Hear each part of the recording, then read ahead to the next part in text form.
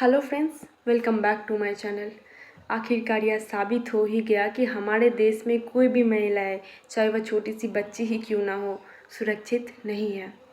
बीते 30 दिनों में हमने ऐसी 4 घिनौनी घटनाओं को देखा जिससे यह साबित हो जाता है कि हमारे देश में किसी भी प्रांत में महिलाएं सुरक्षित नहीं है। 4 तो ऑफिशियली या अनऑफिशियली ना जाने कितनी ही महिलाओं ने इन सब चीज़ों को झेला होगा। और चाहे वह दिल्ली में हुए इस 9 साल की बच्ची के साथ गैंगरेप हो, या फिर मुंबई में हुए उस 32 साल की महिला के साथ, या फिर हैदराबाद में हुए एक छोटी सी 6 साल की बच्ची के साथ जिसके साथ उसके पड़ोसियों ने रेप करके उसकी हत्या कर दी। अब हाल ही में एक घटना हमारे अपने बिहार में सामने आई है, जो कि हमारे बिहार के वैशाली डिस्ट्रिक्ट से है। एक 14 साल की छोटी बच्ची के साथ रेप करके उसकी हत्या करके उसे एक तालाब में फेंक दिया गया।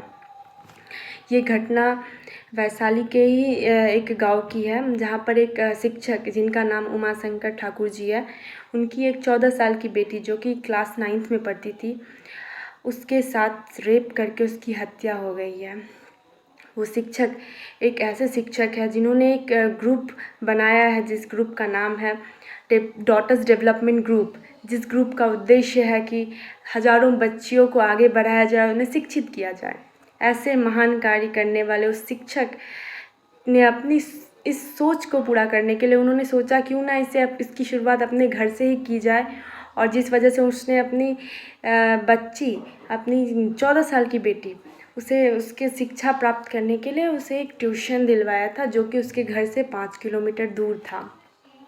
वो लड़की प्रतिदिन सुबह 5 बजे अपने ट्यूशन के लिए जाया करती थी, और उसी बीच एक छोटा सा जंगल झाड़ वाला एरिया भी पड़ता था। 14 सितंबर को जब वह लड़की अपने घर से ट्यूशन के लिए गई तो वो ट्यूशन पहुंची ही नहीं।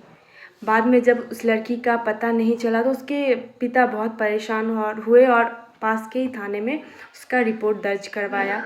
तब तक उस लड़की का कुछ इन्फॉर्मेशन नहीं मिला था। दूसरे दिन गांव की कुछ महिलाएं उस जंगल में शौच के लिए गई थी, और सुबह उस बच्ची का लाश उसे वहां दिखा, जिससे यह साबित हो गया था कि उस लड़की के साथ कुछ अनहोनी हो चुका है।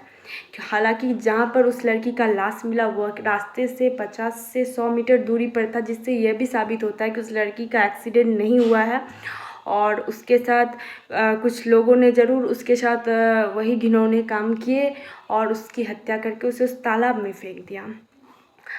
हालांकि अभी तक उसकी पोस्टमार्टम का रिपोर्ट सामने नहीं आया है, जिससे हमें यह साबित हो रहा है कि कहीं ना कहीं प्रशासन भी इन सब चीज़ों को छुपाने की कोशिश कर रही है।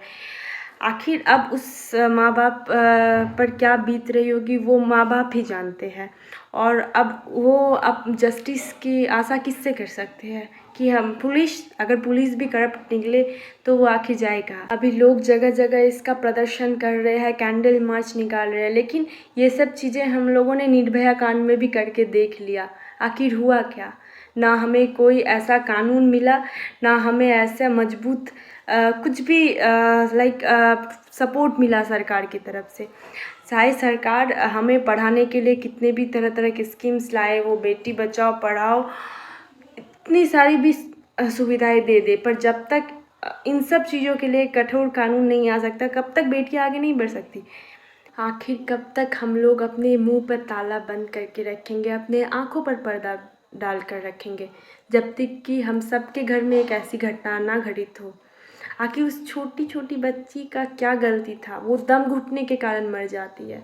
उनका दर्द हम आप कोई नहीं समझ सकते। एक उस 14 साल की लड़की के साथ क्या था कि वो पढ़ना चाह रही थी, वो आगे बढ़ना चाह रही थी।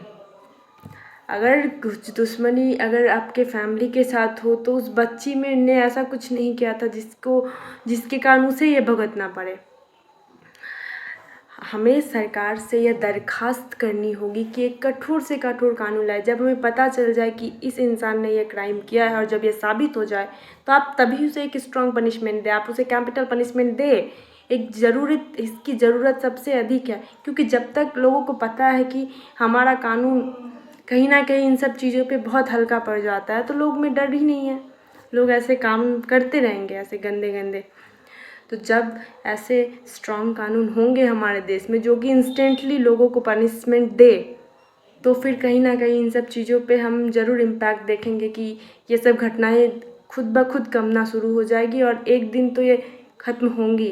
पर हाँ, इसके लिए सरकार को बहुत जल्दी कोई स्ट्रॉन्ग कानून बनाना होगा। आखिर इन सब चीज़ों में क्या राजनीति करना, ये सब चीज़ राजनीति से बहुत परे है। अगर आपके देश की आधी आबादी का ये हाल हो तो फिर तो आप देश के लिए कुछ भी अच्छा कर लो, देश आगे नहीं बढ़ सकता।